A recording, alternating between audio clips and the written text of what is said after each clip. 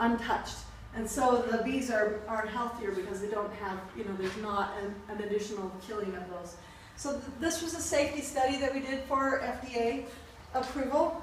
The other types of treatment studies are preventative treatment studies. So we've had a whole bunch of hives donated for us to do treatment, where we put it in their feed, the phages in the feed, in spring and then again in fall, and look at how this prevents American foul brood from coming. Because right now, most people, they'll put the antibiotics again in spring and then again in the fall, regardless of whether they've seen American foul brood, but just to kind of control it, because we know that the spores are everywhere. So this basically we're doing with the phage treatment and then following these hives over time to see is that actually doing as well or better than an antibiotic or a non-treated group. So that's prevention.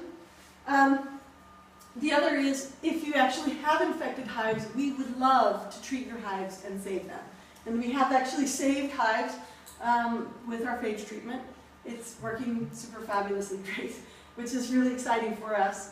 And basically if you have multiple hives, we would like to actually do some of them where we do phage treatment and some where we do antibiotic treatment.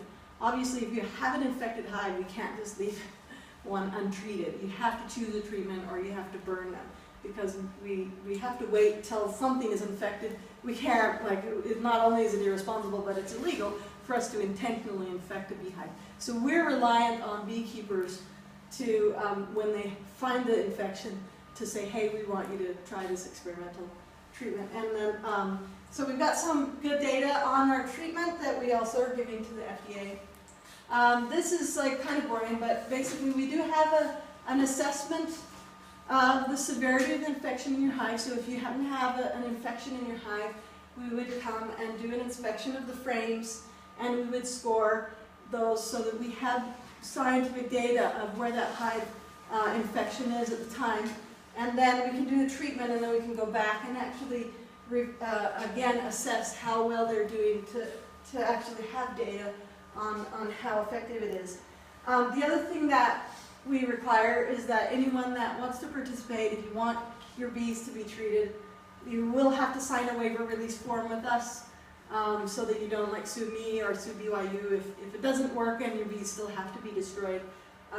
Then we're saying, hey, we don't give any guarantees. We're confident in what we're doing, but it is still experimental. And what we need to do is gather enough data we can show the government, yes, it's safe, and yes, it works this particularly well, and get that approval. So there's that. And then, and so really, these studies really do matter for us, and that's why it's really important. If you know other beekeepers and they're having any types of issues, we would love to be in contact with them, or even if they're not having issues and they want to donate some samples that we can look for. We look for bacteria, because we want to see, is there any other strain, are there any other strains of American foul brood, and then we can test our phages on those strains and see, are we still able to kill those ones. And also that we look for new phages to see, are there additional phages somewhere there. So that's what we use the bee debris sample for isolation of phages and isolation of bacteria. So we can do this greater understanding with some of our genetic work. And then from treated hives, comparison of the phage treatment versus the antibiotic, or the effectiveness as a prevention. So like the Kentucky group, they're part of the preventative treatment study. They had hives that were basically wiped out. They didn't keep any of the hives because they had to wait long enough while we did the paperwork. They burned all of those hives that were infected, but they had a couple hundred hives that were not infected, but were all exposed to the same hives in the same period. So these were preventative treatment, where we could give phage treatment to at-risk hives to try to keep them from getting infected when we knew they potentially could have been exposed. Okay, so that's what our safety and efficacy. So yeah, so in front of the hive on the ground, a lot of times you see bee debris. This is a great place to gather some samples, put them in a Ziploc bag, and mail them to us, and we'll test them. Well, so there's some dead bees there, and we'll test for the bacteria, and we'll also test our different phages. These are kind of fun because this is like a whole smattering of all different phages from a sample of bees where there were actually multiple phages in there against American foul brood. So that's kind of fun. The other thing that we see, and especially this year, there's been actually an awful lot of European foul brood. So European foul brood and American foul brood are caused by totally different bacteria. So this is the bacteria for AFB, Pedibacillus larvae. This is the one we've been talking about.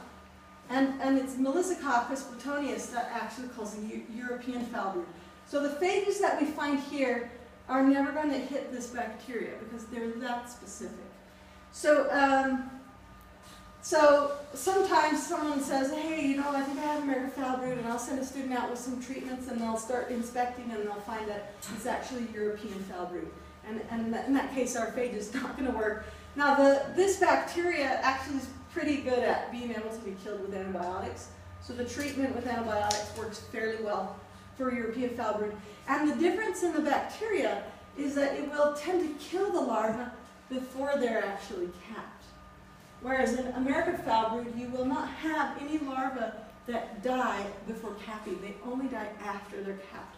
So with American foul brood, you see the cappings all there. And in a European foul brood, you'll see like the little white leftovers before it ever was big enough for them to actually cap the cell. So that's one of the big differences that makes it easier to see that it's European foul brood as opposed to American foul brood.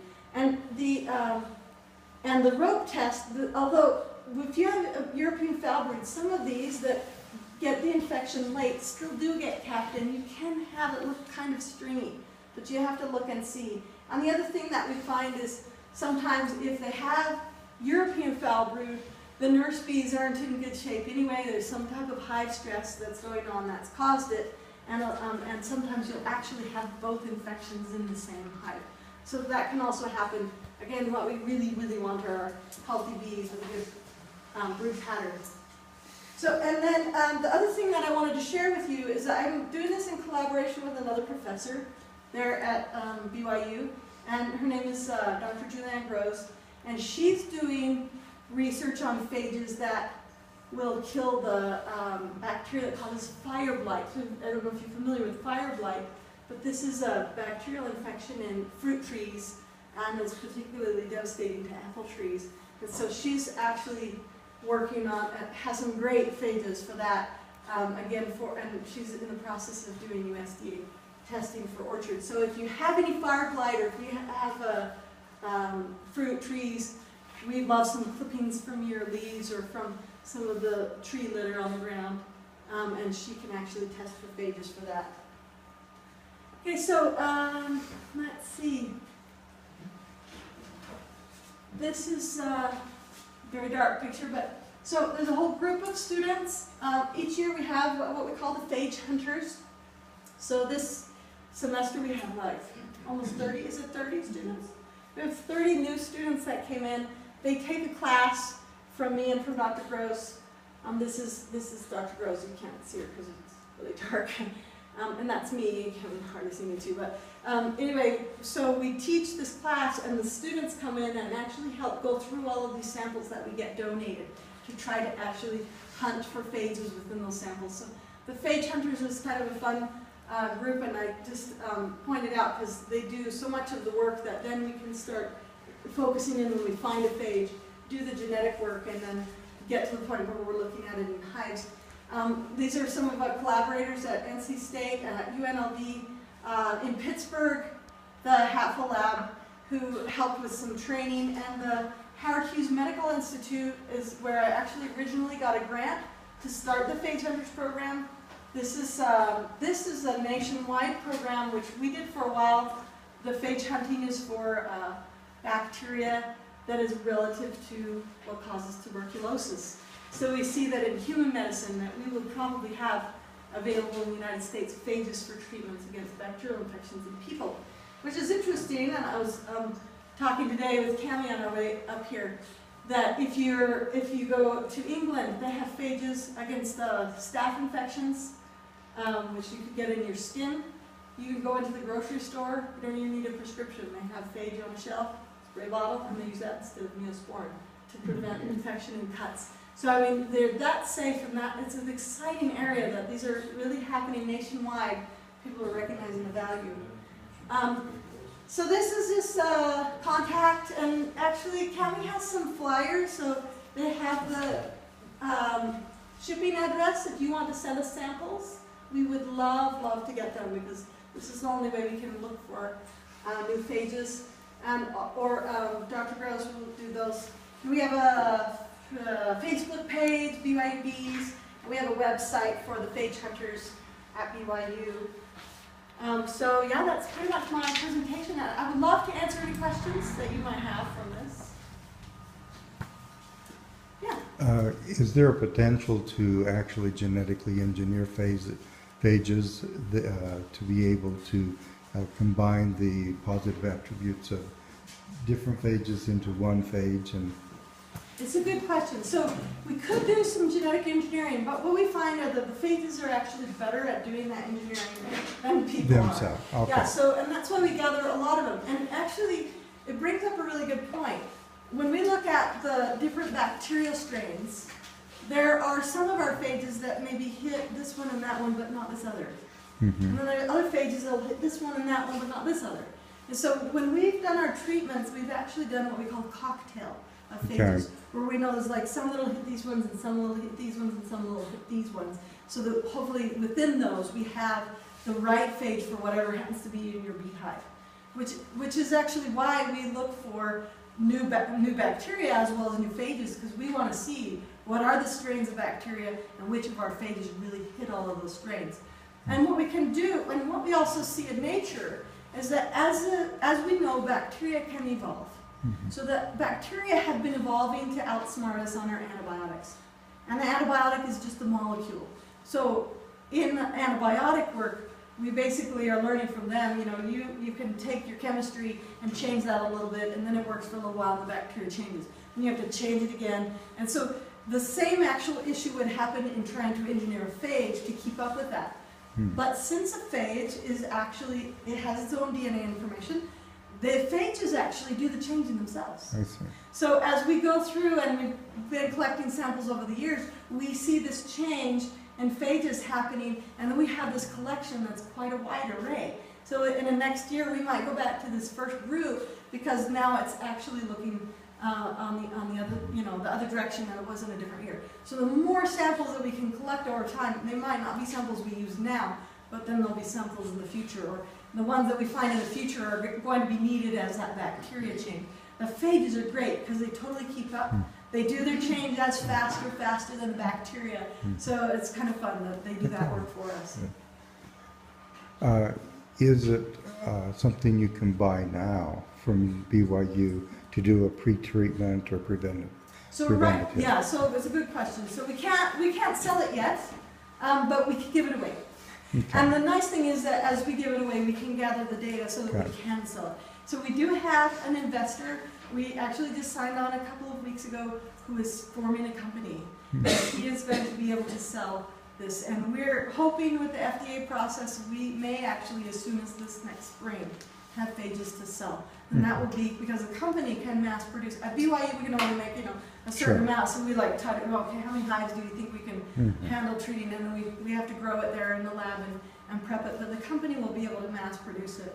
There are several companies in the United States that already grow phages, like I say, for the tomato and for some of the other plants. There's actually a group in Salt Lake City that's a company, and we approached them, and they weren't really that interested, but we do have this new investor, and he's going to set up and actually grow it. So as soon as we get that approval from FDA, he's ready to sell. Good. So hopefully next summer, and if not, for sure, I'm sure it wouldn't be more than 2 summers away for sales. But right now, because we do have to jump through these FDA hoops, we want to give away as much as we can because we get that data that helps us to get that point. So it's a good place to be. Yeah. There was a question back here. Well, I just wondered, so it sounds like so far you can just use this once you find AFD in your hive. Do you think there'll be a point where you can have something like pre-treatment or something? So actually that is the plan, and we have been doing pre-treatments in a whole bunch of hives actually this year. And so that's been in the feed. So the video, that clip where they came and filmed us for the news, that was for treating an infected hive. We do spray it on because it's much more effective. It gets across all your racks, it gets on all your bees, and it gets delivered to the brood very quickly. But for preventative, we just put it in the feed